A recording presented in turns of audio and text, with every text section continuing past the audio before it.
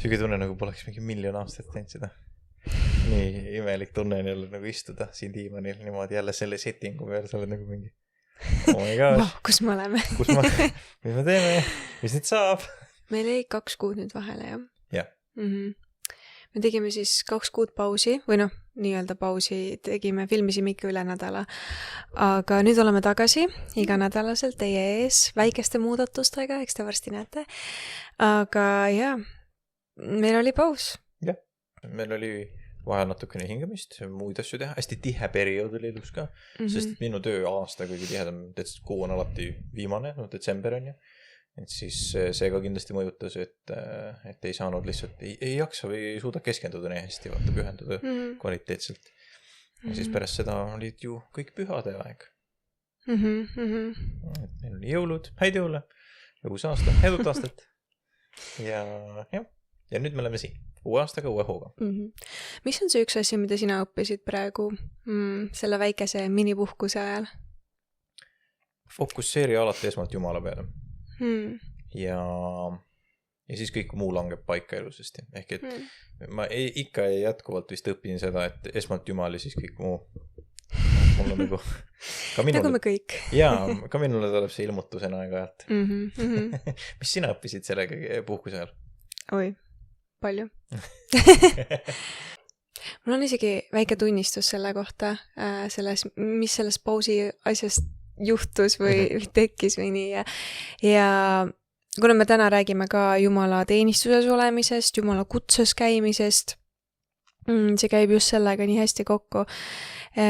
Ja nii huvitav see, et me oleme teinud juba peaaegu 1,5 aastat, olemegi 1,5 aastat juba teinud iganädalaselt osasid ja see võtab päris palju.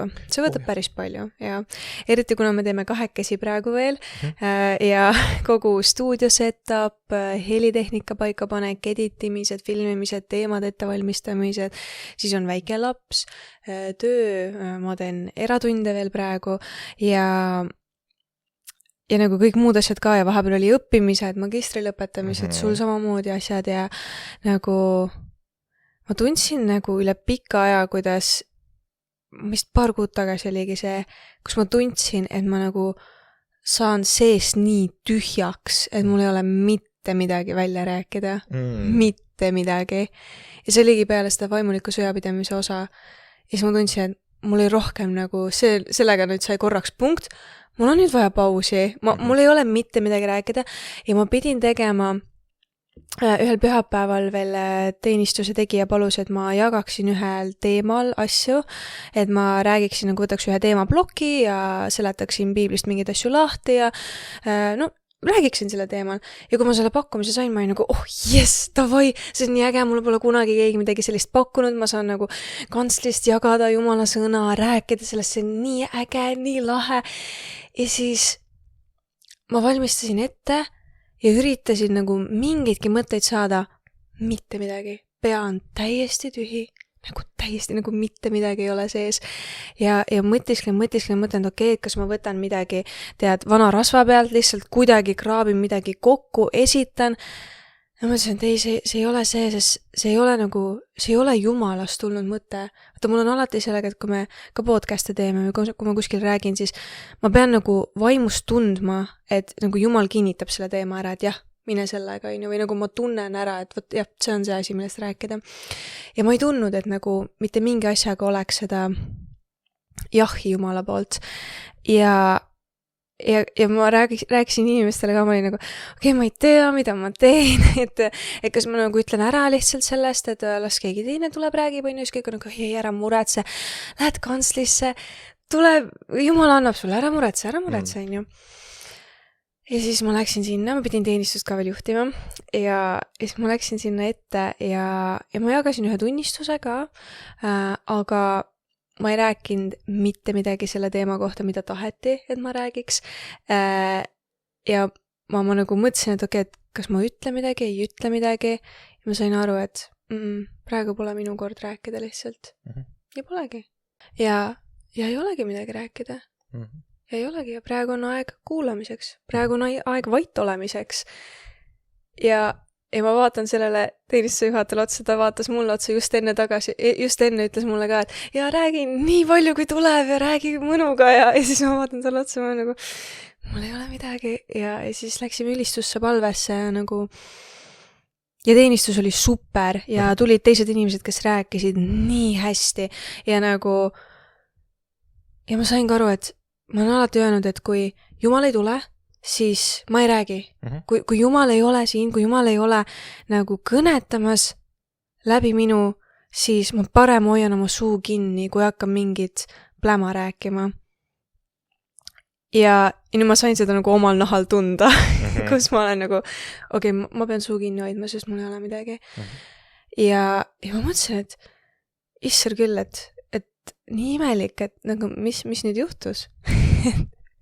Et väga huvitav ja mineviku mina oleks tundnud kohe, et okei, kas ma pean kuskil meelt parandama, kas Jumal on pahane mu peale millegiga, kas ma olen midagi valesti teinud, olen ma nagu, mis ma olen teinud, Jumal, kas sa oled pahane mu peale?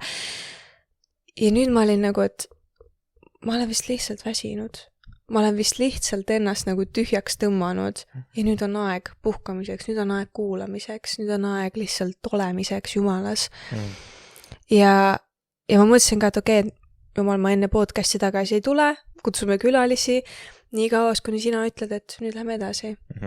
Ja nii kaua, kuni sa ütled, et davai, oleme valmis edasi minema. Ja ma jäingi ootama, läks nädal mööda, läks teine nädal mööda, mõtlesin, no, väga huvitav. Ja see oli, ja ise ma mõtlesin, et okei, Jumal, kui sa tahad, me võime selle maha ka panna, et minu jaoks on olulisem see, et ma olen sinuga Jumal, kui teenistustöö. Kui sa tahad mind kuskil mujal kasutada, siis okei. Kui praegu see ei ole see, okei, fine, ma lasen sellest lahti. Ja me olime kuskil erinevate kirikupeadega koos ja palvetasime Eestimaa rahva pärast, kirikute pärast ja Peeter Norberg oli ka seal. Ja siis palvetasime ja siis järsku palve ajal Peeter paneb oma käe mu peale ja siis ütleb, et Kristiina, et see podcast on alles algus selles, mida Jumal tahab tegelikult teha. Peeter palvetas ja Jumala vaim kuidagi kinnitas lihtsalt kõiki neid asju ja Peeter ei teadnud neid asju, mida Jumal oli mulle andnud, mis visiooni ta oli mulle näidanud ka podcastiga üleüldse Eestimaa rahva jaoks ja kuidas Jumal kinnitas lihtsalt järjest kõik need asjad. Ja ma istun seal, ma olen nagu, wow, okei. Ja see oli nagu, see oli lihtsalt siuke vägev moment, mis lükkas tagasi fookuse paika, mis lükkas tagasi fookuse paika ja näitas kuidagi, et kuidagi nagu Jumal kinnitas, et ta ei ole nagu lõpetanud minuga. Ja mul nagu korra tekkis see tunne, et võib-olla teenimistööga on kõik, et võib-olla Jumal ei taha mind siia rohkem, siis okei, siis on nii, Jumal. Ja ma olen valmis sellest lahti laskma. Peaasi, et ma saan sinuga olla, Jumal. Ja mul käis see mõte läbi, et kas nüüd on kõik? Ei ole. Ja siis tuli nagu täielik muutus või täielik kannapööre ja käis kõik asjad kinnitati läbi ja Peeter palvetas ja Jumala vaim nagu tuli nii tugevalt ja see oli nii äge lihtsalt. Ja see oli täiega väga hullult lahe seal kõrval istuda ja kaasa palvetada. See oli ülivõimas kogemus. Mul on rohkem meeles see, mida Peeter palvetas sinu kohta, kui need asjad, mis ta mulle ütles. Aga see oli täiega äge nagu. Aga no, ma kirjutasime kõik üles õnneks, nii et selles mõttes ei lähe miski raisku ka kaduma. Aga ja minu arust see nagu nii illustreerib nii täpselt tegelikult seda, miuke on tegelikult ka Jumala teenistuses olemine vahete vahel, et see on tegelikult alati ju lõpuks sõltuv Jumalast, on ju. Ja me võime nii nagu mõelda ennast krussi, aga samas vaata see energiakadu on ikkagi sinu poolne, on ju, et sa võid ikkagi lõpuks nii tühjaks ära saada, et sa lihtsalt ei jaksagi enam nagu midagi teha, on ju. Ja tark on tegelikult olla julge sellel hetkel ja öeldagi, et mul ei ole midagi, on ju, et ma ei jaksa, mul on nagu tühjus. Mul oli samal ajaperioodil oli lõpuks ka see, et pärast väga pikka aastat, 2025 oli, ma olen kuulnud, et inimesed on öelnud, et see oli üsna raske aasta ja päris keeruline aasta. Ma ütleks, meie vaatest see oli ülihea aasta, aga ta oli väga nagu keeruline aasta ikkagi selles mõttes. Me tegime hästi-hästi palju, aga ta oli nagu kõik lõppes hästi, aga tööd oli meeletult. Noh, igas tasandis on ju, nii tööl, kodus, no kõigega, majaga, et cetera. Et selles mõttes me tegime nagu, me olime ikka päris väsjud lõpuks. Ja siis endal oli ka, me läksime seda ühte Petteri teenistust kuulama enne jõule. See oli vist mingi laupäevane päev ka veel, see õhtune sessioon. Ja ma mäletan, me istusime seal ja kuulasime, mida ta rääkis ja ma ei suutnud keskenduda, sest ma olin lihtsalt nii väsinud. Ma peaaegu jäin magama seal vist mingi 3 korda. Ja ühe korras vist isegi korraks müksasin mind, et ma hakkaks norskama. Sa hakkasid norskama. Ma hakkasin norskama, jah. Ma olin lihtsalt nii väsinud nagu ja see oli väga pikaajaline väsimus, mis oli nagu väga mitmete kuude peale nagu üles ehitanud. Ja ma tundsin, et mul on isegi raske praegu nagu mingit jumala sõna vastu võtta, sellepärast, et ma olen nii väsinud, et mul on nagu suutlikkus midagi teha on nagu alla 0, et ma peaks minema nädal aega kuskile koopasse magama ja siis mõtlema jälle, mis edasi saab, Aga ja siis Petter pärast, me läksime eestpalvele, pärast teenistus ja siis Petter palvetas meie pärast. Ja siis ta mulle ka mingeid asju minu elu kohta ütles, mis järgmise aasta puhul, mis tulemas on ja mida ma tegema peaksin ja need asjad. See oli väga strateegilised ja head sõnad, mida Jumal nagu andis tegelikult ja millest Petter ei olnud ise üldse teadlik, sest kuidas ta sai neid asju teada. Mina temaga ei olnud ka rääkinud, eks ole. Nii et ma sain kohe aru, et Jumal annab mingeid ägedaid asju. Ja siis ta niimoodi mööda minnes ütles, et ja muide, sa oled hästi väsinud, enam ei ole. Ja siis ma olin nagu mingi... Me läksime sealt teenistuselt ära ja kui me autosse istusime, siis ma lihtsalt istusin nagu maha, mul on selline tunne, nagu ma olekski nädal aega koopis maganud ja siis üles särganud ja nagu kõik on järsku hästi ja ma oleks just puhkuselt tagasi tulnud, et nüüd võib nagu edasi minna selle sama nagu tuuri ja energia ja jõksuga ja ma olin nagu mingi, kuidas see võimalik on, aga see oli minu jaoks täiesti nagu, sest ma tundsin kogu aeg, et mida rohkem ma puhkan, seda rohkem hakkab väsimust esile tulema, ehk et nagu seda, mida rohkem ma puhkan, seda väsinumaks ma lähen praegu. See efekt oli nii pidi ja siis Petter palvetas ja siis see lihtsalt nagu kõik on hästi ja ma olin mingi täiesti blown away ja tänu Jumalale, et nüüd on kõik hästi ja nüüd on jälle energia ja rõõm ja tore ja ma olen ka kohanud, ütlen ausalt, et ma olen ka maganud ja nagu võtnud rahulikult, et saada ka seda taastumist nagu normaalselt kätte, eks ole. Aga Jumal tegi oma osa ja see oli imeline täiesti. Täpselt. Ja et sellepärast ka ma ütlen, vaata, Jumal ei ole nagu joo, ta ei tule lähemale kaugemale, ta on kogu aeg siin. Lihtsalt vahepeal vaata, me kuidagi satume nii sellesse elumöllu sisse ja see nagu tõmbab meid nagu sellisesse tornaadosse ja järsku kõik on täielik kaos ja me tunneme, et apikene Jumal, kus sa oled. Jumal on terve aeg siin lihtsalt ootamas, millal sind välja sealt tõmmata. Ja millal nagu, millal teha oma ime, millal anda see värskendus, see unelaks sulle ja nagu täiesti hämmastavad. Selline meie Jumal. Täiesti. Aga vaata, see ei ole kunagi niimoodi, et me nagu, see ei ole alati siis sellel hetkel seda pidi, kui me nagu ootame. Täpselt, jah. Et see ongi usuproov või usukatse minu arust, sellepärast, et elu ei lähe praktiliselt vist kunagi 100% nii, nagu sina oma peas arvad, eriti kui sa oled kristlane, siis sa pead arvestama sellega, et Jumal teeb oma asja ja mõnikord see on sulle täiesti tundmatu ja teadmatu, kuni asjad lihtsalt juhtuvad.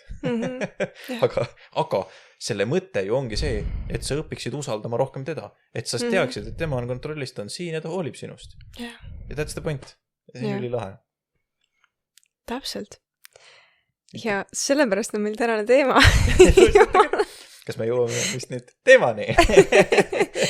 Ja sellepärast on meil ka tänane teema Jumala teenistuses olemine, Jumala kutses käimine. Ja ma alustaks selle teemaga, Jumala kutse ja eesmärk inimesele, et milleks me oleme sündinud ja milleks me elame üldse.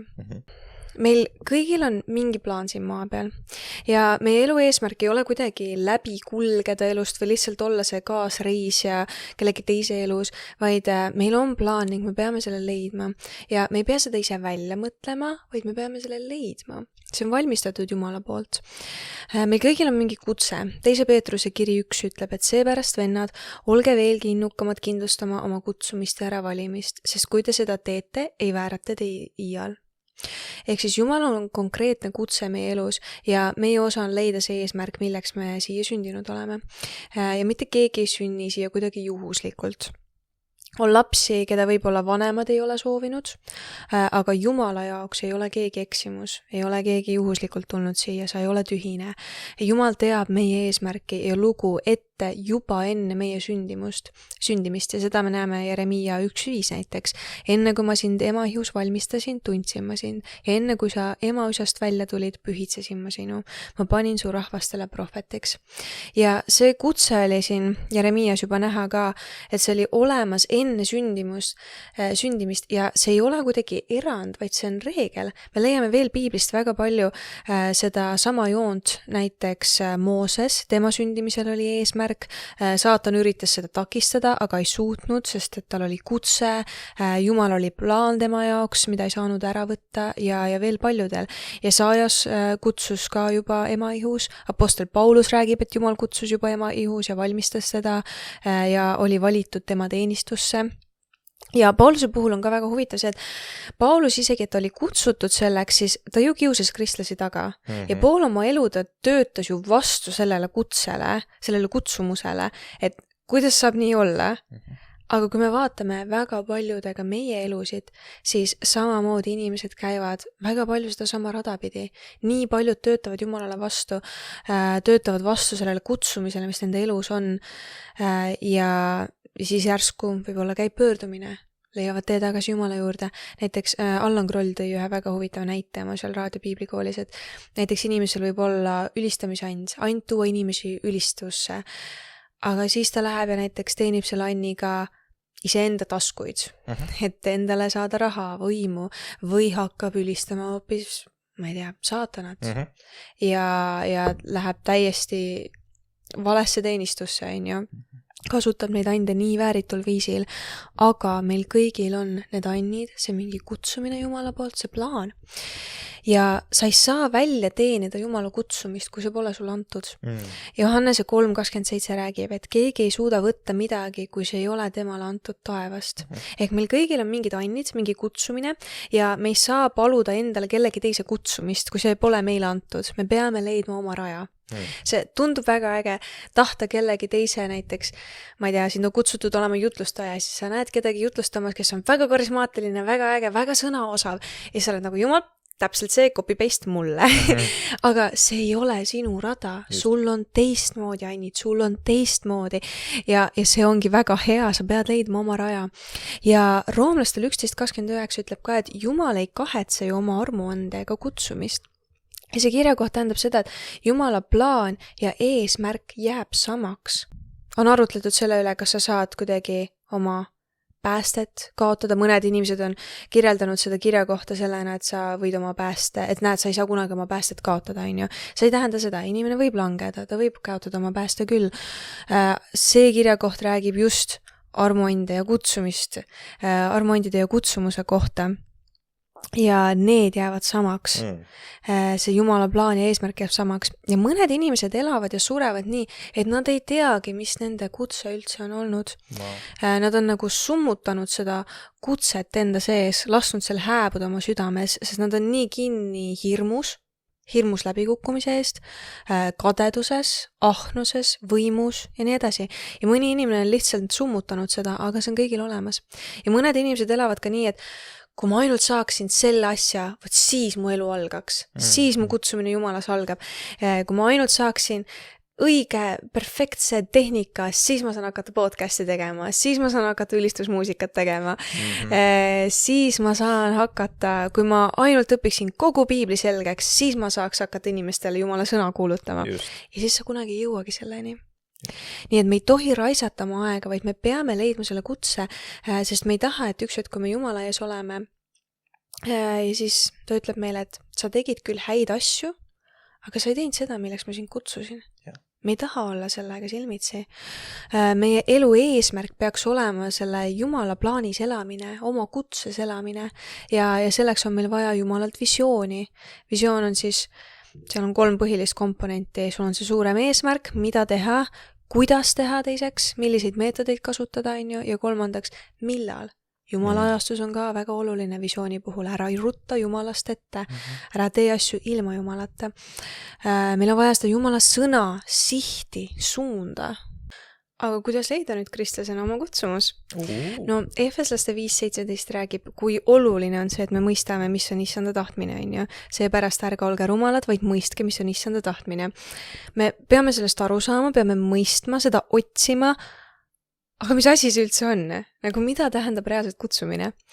Ja kutsumine kui selline on ta on laiem kontseptsioon, see on mina mõtlesin enda jaoks lahti seda niimoodi, et see on elada välja Jumala sõna. Sa mitte ainult ei saa aru, sa mitte ainult ei loe Jumala sõna, ainult ei tea Jumala sõna, vaid sa elad selle järgi. Sa elad seda välja, mida Jumal tahab, et me kristlased teeks. Armasta oma Jumalat, armasta ligimest, teeni lesknaisi ja orbe, pane käsi peale haigetele, mine paljunda oma talente ja nii edasi.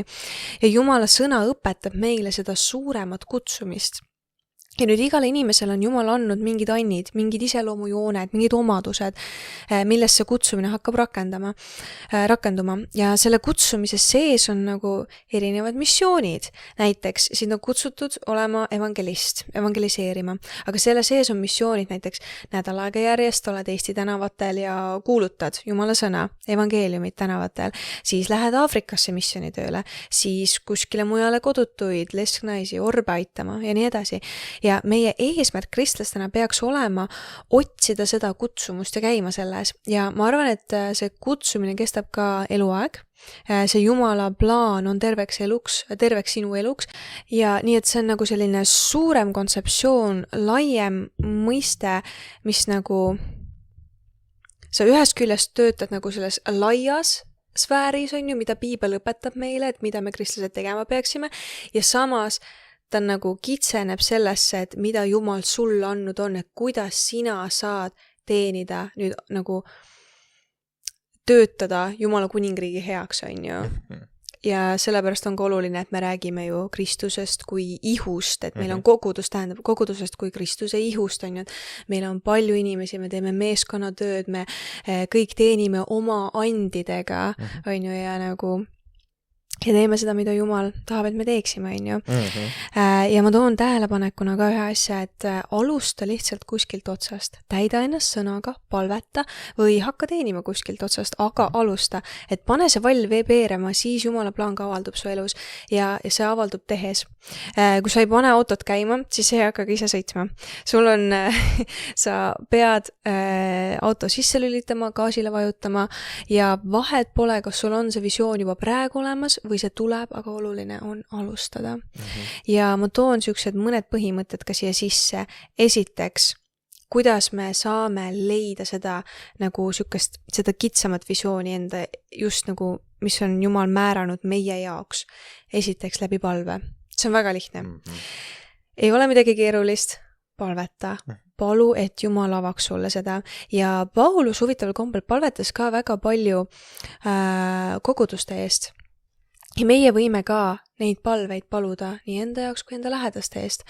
Näiteks Efeslaste 1.17-18 ütleb, et meie issanda Jeesuse Kristuse Jumal, kirkuse isa, teile annaks tarkuse ja ilmutuse vaimu tema äratundmisel, valgustades teie südame silmi, et te teaksite, milline lootus on tema kutsumises, milline on tema pärandi kirkuse rikkus pühade seas. Ehk siis palvetada, et me saaks tarkust ilmutuse vaimu, et me tunneks ära teda, et ta valgustaks meie südame silmi, et me teaksime, milline on see lootus tema kutsumises. Siis Filiplaste 1.10 ütleb, ja ma palvetan, et teie armastus üha enam ja enam kasvaks tunnetuses ja kõiksuguses kogemises, olulise kindlaks määramiseks, et oleksite puhtad ja laitmatud Kristuse päevani, täidetud õiguse viljaga, mis tuleb Jeesus Kristuse läbi, Jumala kirkuse ja kiituseks. Ehk siis palvetada enda ja teiste pärast, et me võiksime kindlaks teha, mis on see peaasi, mis on see põhiline ja võiksime olla puhtad ja laitmatud, kui Jeesus tagasi tuleb.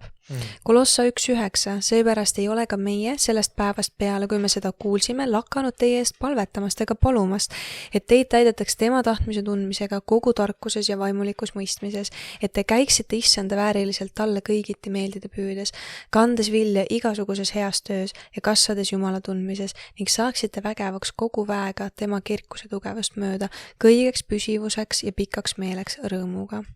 Ja neid asju palus Paulus koguduste inimeste üle ning need on ka need asjad, mida meie võime palvetada nii oma elus, oma lähedaste elus, et me toome need asjad Jumala ette, palume, mis on see põhiline asi, Jumal, mis sa tahad, et ma teeksin, mis on see kutsumine, anna see visioon, anna siht, anna suund. Ja teiseks, kus me saame seda suunda, seda sihti on läbi Jumala sõna. Jumala sõna räägib meile, ma toon 2 asja välja. Jumala sõna räägib meile väga palju sellest, et esiteks, mida me ehitame.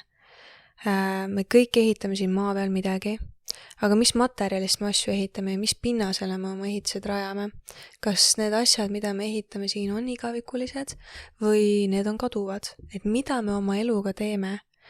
Kas sa ajad taga raha, võimu, mingid positsioone või sa ajad taga Jumalat?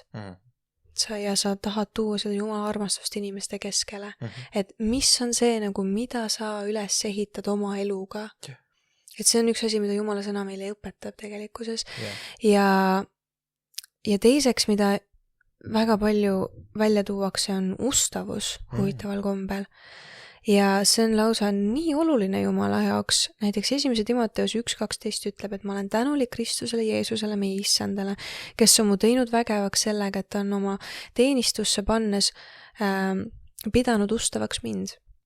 2. Timoteus ütleb, et ja mida sa minult oled kuulnud paljude tunnistajate kuuldes, see anna ustavate inimeste hoolde, kes edaspidi sobivad õpetama ka teisi. Ka siin on ustavus eespool andekusest või oskustest ja Jumala jaoks on ustavus palju olulisem kui andekus, haridus või muu iseloomu omadused. On paljusid, kellel on antud talente, kes on sellised karismaatilised, julged ja nii edasi, aga kui neil ei ole ustavus, siis nad ei püsi ja nad ei jõua kaugele. Ja meie üks eesmärkidest on hoida ja paljundada ustavalt seda, mis meile antud on, et kasundame oma ande, teenime teisi oma annete ja oskustega, paljundades neid Jumala riigi kasuks.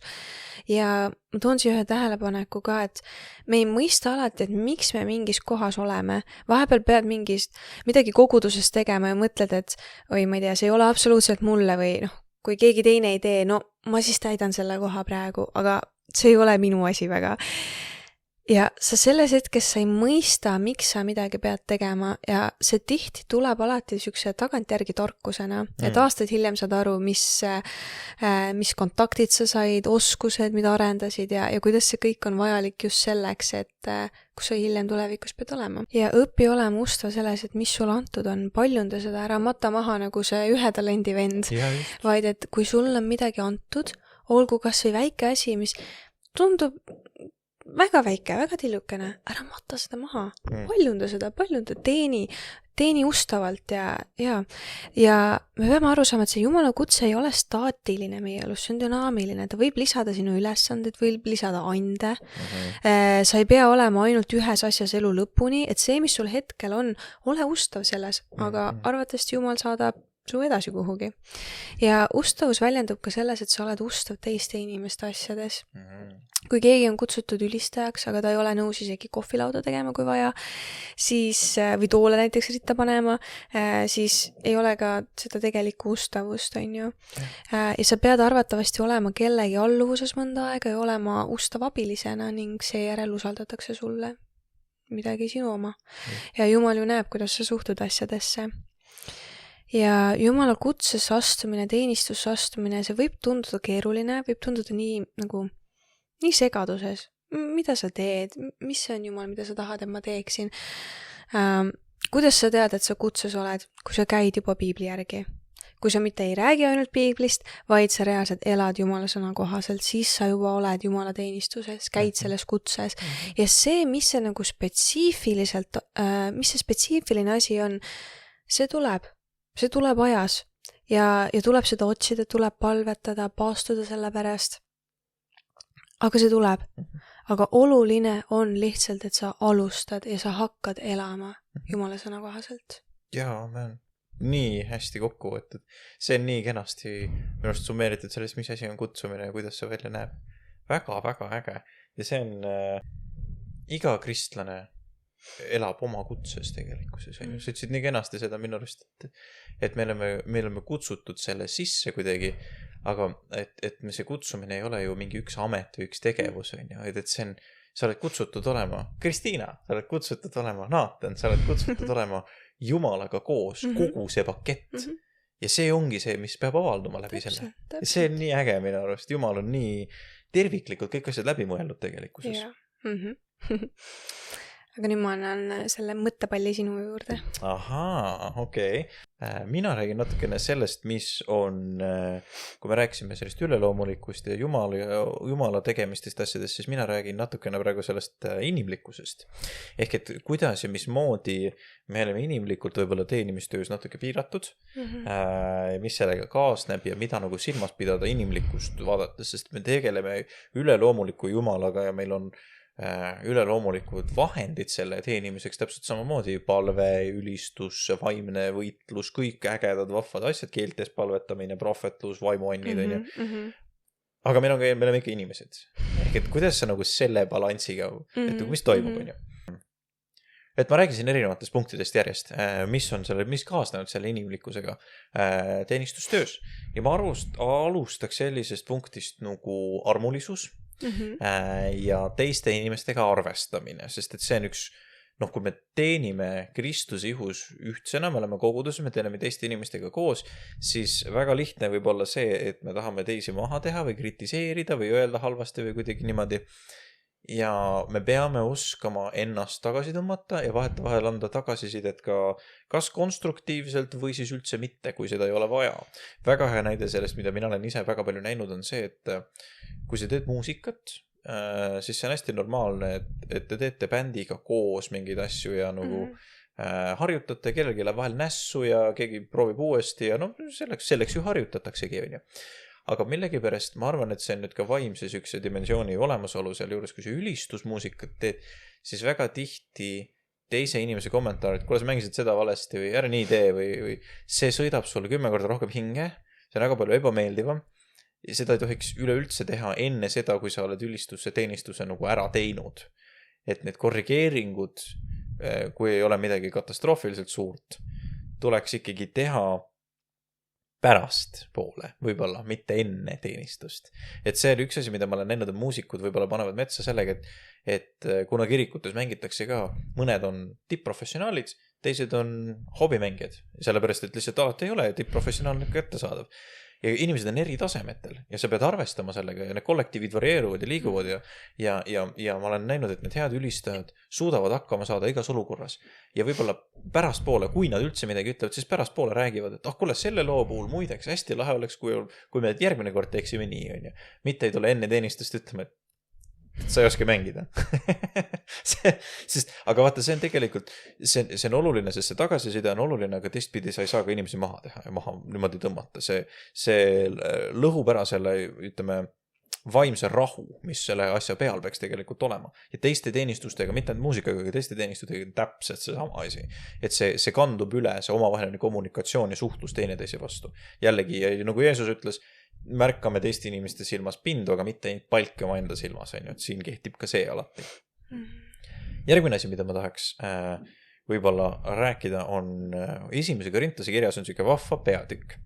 Senini pole teid aga tabanud muu kui inimlik kiusatus. Aga Jumal on ustav, kes ei luba teid kiusata rohkem, kui te suudate taluda, vaid koos kiusatusega valmistab ka väljapääsu nii, et te suudate taluda. See on 1. Korintuse 10.3.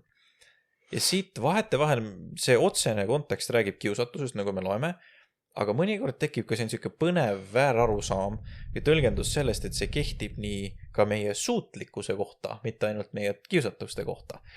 Ehk et see tähendab ka seda, et Jumal ei ole sinu õlgadele pannud rohkem, kui sa täna suudad ära kanda, on ju. Ja see alati ei ole tõsi, sellepärast, et sul on alati võimekus ise võtta palju rohkem, kui sa tegelikult suudad ära kanda ja iseennast lõhki teha sellega.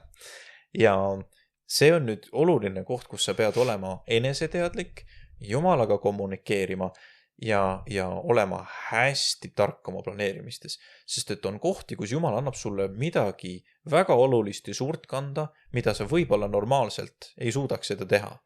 Aga need on tihti erandlikud juhtumid, sellepärast, et ta ei anna tervet teenistust ühe inimese kanda 24/7, see inimene läheks katki. või teeks enda ümber kõik inimesed katki, sellepärast et ta ei suudaks nagu normaalselt seda asja ära hallata, on ju.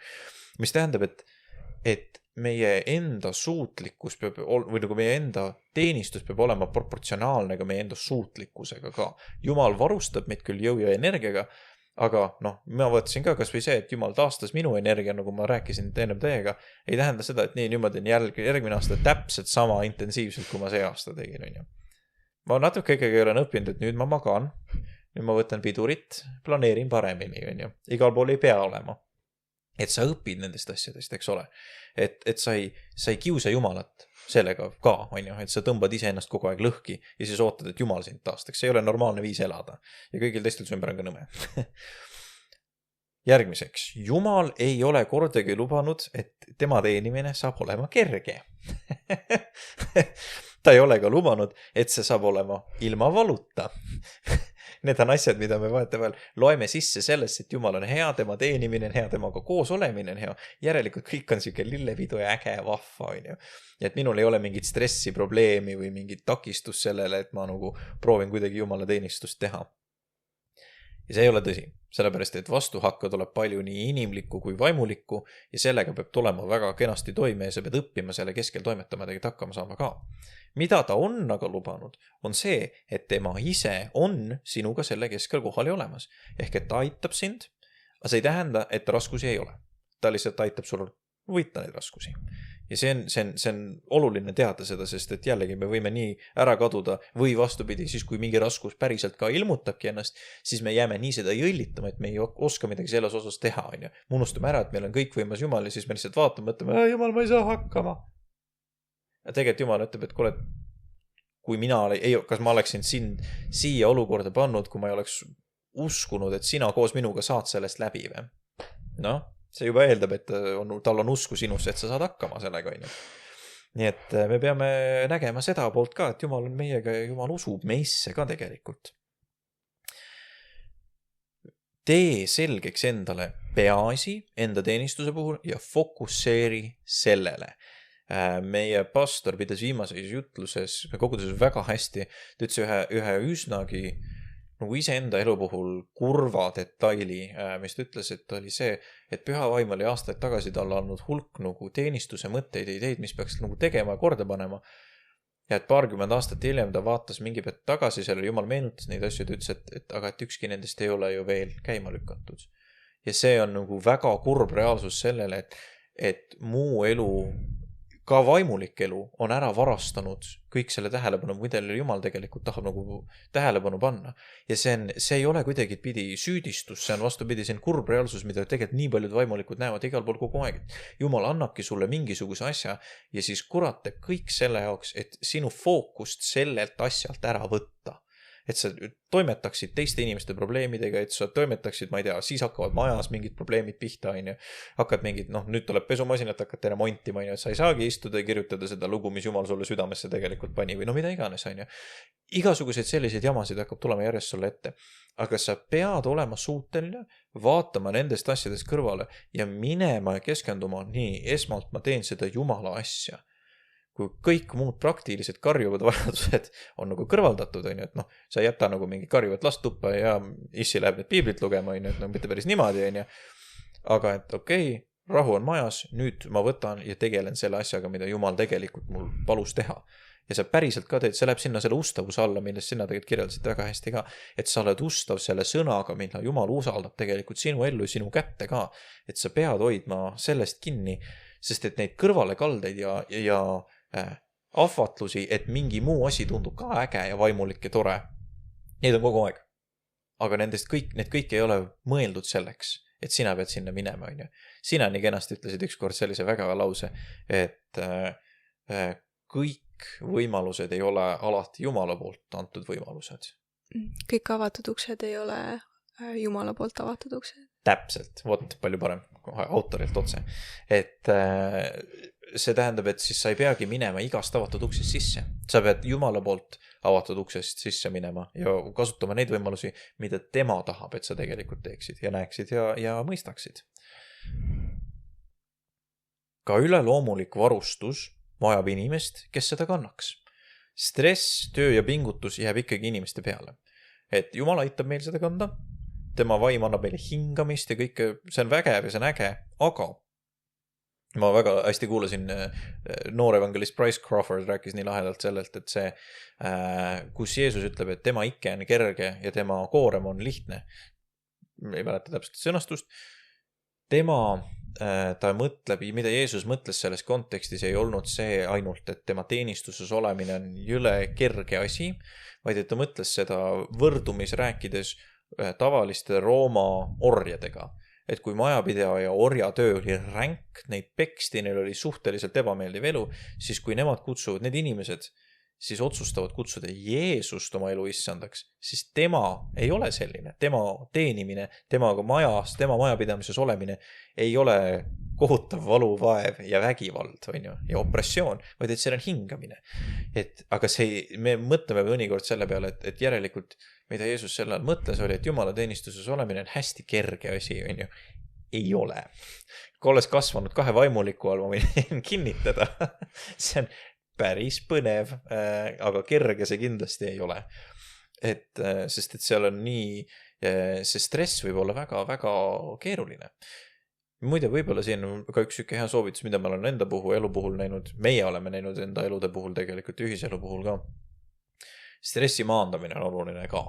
Ehk et näiteks füüsiline vormis püsimine, trenni tegemine, väljas jalutamine, kõik siuksed asjad aitavad vaimset ja vaimulikku stressi tegelikult üle elada ja maandada palju paremini. Et kui sa ainult istud ja, ma ei tea, sööd või mingi, ma tean, et mõni istub ja joob näiteks, oma stressi ära. Või matab selle kuskile mujale pattu.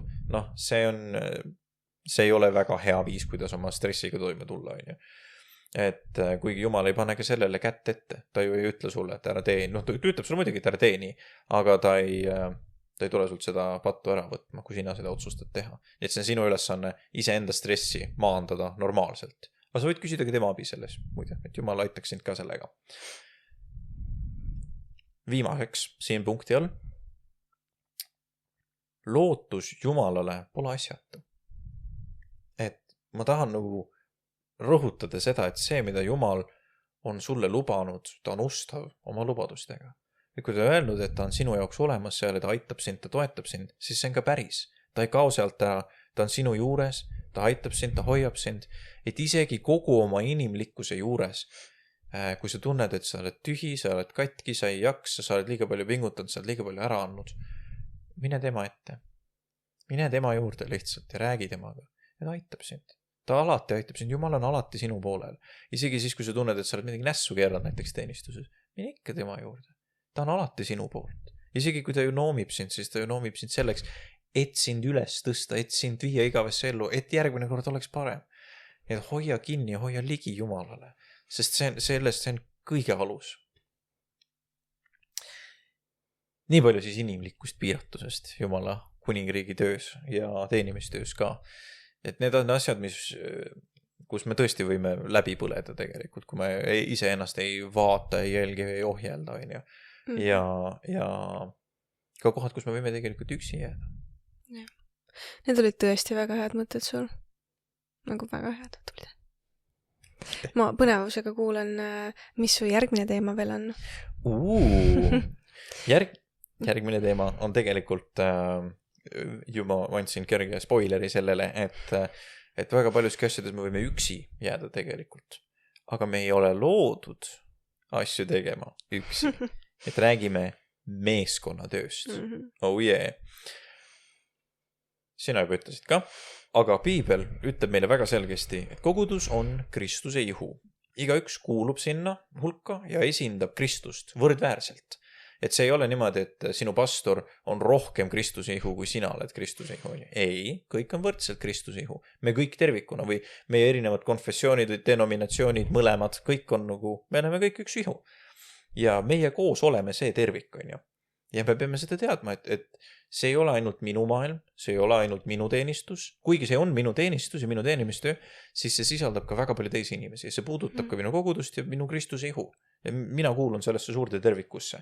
Ja see on tegelikult väga suur eesõigus, sest et seal on võib-olla palju inimesi, kes on sarnaste teekondade peal nagu sina.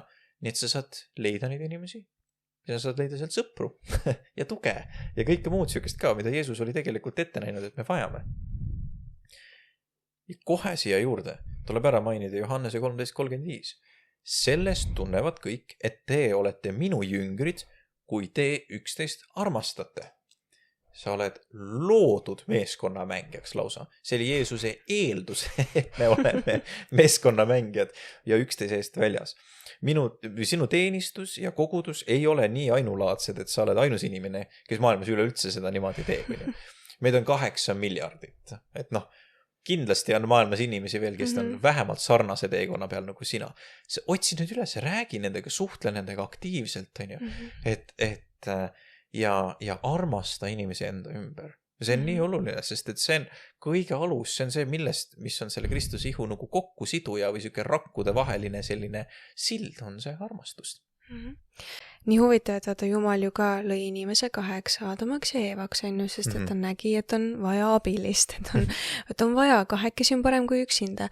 Kui Jeesus saatis jüngrid välja, ta saatis nad ka 2 kaupa välja teenima ja ju piiblis on ka ju see kirjas, et kus on koos 2 või enam, seal on ka Jumala vaim, et see on väga huvitav ja, et me võib-olla individualistlikus maailmas oleme harjunud, et mind ja mulle, mina üksi teen kõike, mina olen see eriline, aga see ei ole ju meie, kes oleme erilised, see on Jeesus. Me teeme seda sellepärast, et Jeesus on meie silme ees ja meil on temalt kutsumine, meil on see, me teeme tema missiooni, tema kutsumises käime, et tuua inimesi tema juurde, mitte enda juurde, Jeesuse juurde. Täpselt, kusjuures täpselt, aamen, 100% nõus. Lisaks üks hästi selline inimlik, tore võib-olla asi ka veel kõige selle juurde, miks see 2 ja enam on veel toredad, on see, et mulle väga meeldis selline must kunstnik nagu Penn Jillette, kes on maailma üks tippe ja ta hästi naljakas mees kirjutas, ta ütles ühe väga kuldse lause, et kui sa tahad teada, mis asi on tõde või mis mitte, siis ütle kõva häälega välja, vaata teiste inimeste nägusid. Ja sa saad üsna kiiresti aru, et kas see, mida sa ajad, on ikka täielik kelbas või ei ole nagu. Ja see on selles mõttes, see on päris hea valideerimine tegelikult lisaks sellele Jumala tõele on see, et kui sa räägid kellegiga koos, siis see 2 inimese peale, see, mis tegelikult kokku tuleb, on tõenäoliselt oluliselt palju täpsem ja parem kui see, kui ainult üks inimene räägib. Sest et siis on nagu, jääb püsima see, mis on 2 poolt kinnitatud ka. Aga mõtle, mis eesmärk on sinu teenistusel ja teenimisel. Kas Paulus kukkus läbi jüngrina, sest Efesose, Korintuse või Filippose kogudusi täna enam ei ole olemas? Ehk et mu mõte on see, miks sa teenid ja mis su eesmärk on? Kas me proovime rajada mingit inimlikku suurt, grandioosset miljoniaastast impeeriumit või me proovime tuua inimesi lihtsalt Kristuse juurde järjest rohkem ja rohkem? Mis on sinu teenistuse tegelik eesmärk ja sügav point selle taga? Ja see on alati tegelikult Jeesuse juurde tuua inimesi, on ju. Ma mäletan, see oligi minule, kui ma olin algul noor kristlane, siis ma vaatasin neid Uue Testamendi kirju, mõtlesin, et ma ei saa aru, miks Paulust nii väga ülistatakse, et oli ükski kogudusi täna enam ei ole olemas. See oli reaalne mõte mul nagu. Ja siis ma sain aru, et see ei ole vist point nagu. Aga see võttis aega. Ja nagu, siis ma sain aru, et okei, see mõte oli lihtsalt tuua inimesi Jeesuse juurde. Ja selles see mõte ongi. Süke ütlus on olemas, et lapse kasvatamiseks on vaja tervet küla. See kehtib ka vaimulike laste kohta muideks. Vaja on erinevaid inimesi, vaja on varieeruvust ja Jumalas erinevaid olemisviise. Sellepärast, et see viis, kuidas mina olen Jumalas, ei ole alati täpselt sama ühtselt kogetav ega mõistetav, nagu siis, kui sina oled Jumalaga osaduses. Ja selle tulemid on muide erinevad ka. Ja kuna inimesed on väga omanäolised ja erinevad, siis on hea, kui me kajastame, näitame erinevaid viise, omades ometigi seal sees neid kõige, ütleme, selgemaid ja sirgemaid postulaate usu kohta ja üleüldse kristluse kohta. Kõik need usu vundamendi kivid peavad ikkagi paigas olema, aga et need olemisviisid Jumalas on erinevad, on see, mis ma proovin öelda. Ja see, kuidas me kogeme Jumalat, on võib-olla ka erinev. Et kui me näitame, kajastame seda erinevust välja, siis on rohkem inimesi, kes resoneeruvad sellega. Et võib-olla kõik ei vaatagi mind ja mõtle, et ma tahaks ka täpselt niimoodi olla Jumalas. Mõni mõtleb, et segane ja siis kuuleb sind ja mõtleb, et ma tahan seda. On ju? Ja see on nii oluline. Kui me paneme ainult ühte ja sama inimest kuskile ette või näitame ainult ühte ja sama olemisviisi, et ainult see on see kõige, siis inimesed võib-olla kõik ei resoneeru sellega. Ja see on me vajame, et inimesed saaksid aru, et minusugune saab ka olla Jumalas. Sest et kõik on oodatud ja kõik on kutsutud. Ja see on meie töö seda selgeks teha kõikidele inimestele. Nii et me ei ole loodud üksinda rügama seda tööd. Me oleme loodud jagama oma ülesandeid, andma edasi neid asju, paljundama oma kutset ja andma edasi ka seda pärandit järgmistele, mida Jumal on meile andnud. Et kui sinu elus on kutsumus, siis varem või hiljem sa hakkad õpetama nooremaid ja järgmisi, kuidas seda kutsumust teha. Ja see on sinu töö ja sinu ülesanne teha seda hästi, õpetada järgmisi hästi. Sest et see on osa sellest ustavusest, mis Jumal meilt tegelikult ka eeldab. Täpselt. Väga head mõtted, aitäh. Väga tubli oled. Aga siia lõpetuseks võib-olla jagaks ühe soovituse siia lõppu, et üks soovitus teenimistöösse, Jumala teenistuses olemisse. Ja ma võin alustada, ma annan sulle mõtlemisaega. Mina soovitaksin kindlasti leida endale palvetugi.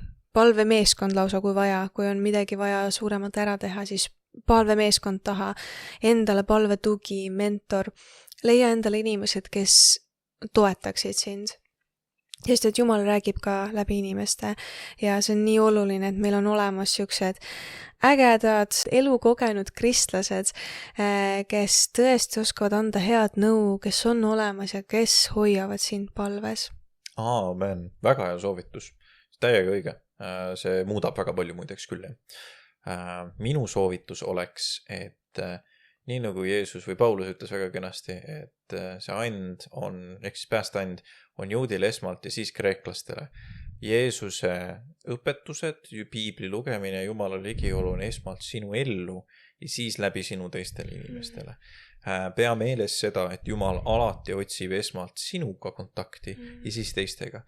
Me võime vahel nii ära kaduda ja seda juhtub kõigiga. Ja mõnikord sa töötad vaimulikuna mitu kuud enne, kui sa saad aru, et pole piiblit ise endale lugenud ammu.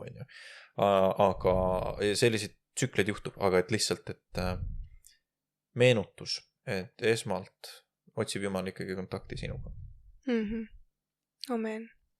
Amen. Nice. We're back, baby.